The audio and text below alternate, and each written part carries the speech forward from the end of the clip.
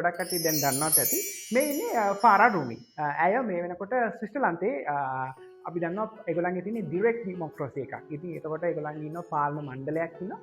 ඒකේ දෙවැනි උපසභාපතිවරියක් විදියට පත් වෙලා ඉන්නවා. ඉතින් විශේෂයෙන්ම ඇය ගැන අපි බලාපොරොත්තු වෙනවා. විශේෂයෙන් මෙතන තව එකක් කියන්න ඕනේ. ඇය ශ්‍රී ලාංකික සම්භාවයක් සහිත තරුණියක්. ඉතින් ඒක තමයි ලංකාවේ අපිට විශේෂයෙන්ම වැදගත් වෙන්නේ.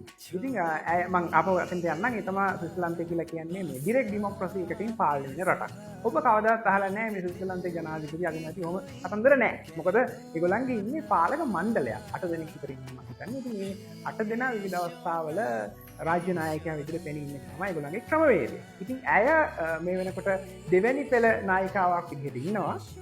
නිකන් හරි ඇය ලබන අවුරුද්දේ හෝ ඊළඟ අවුරුද්දේ පත් වුණොත් එහෙම මේ තනතුරටම නැත්නම් ඉලෙක්ට් වුණොත් එහෙම කවුන්සිල් එකට ඇයට හැකියාව තියෙනවා ස්විට්සර්ලන්තයේ සම රාජ්‍ය නායිකාවන් අතර කෙනෙක් බවට පත් වෙන්න. ඉතින් අනිවාර්යයෙන්ම ඇයට සුබ පතනවා රාජතාන්ත්‍රික ශේෂ්ත්‍රය තුළ ඉදිරියට යන්න රාජ්‍ය නායිකාවක් වෙන්න වාසනාව ලැබෙන්න කියලා.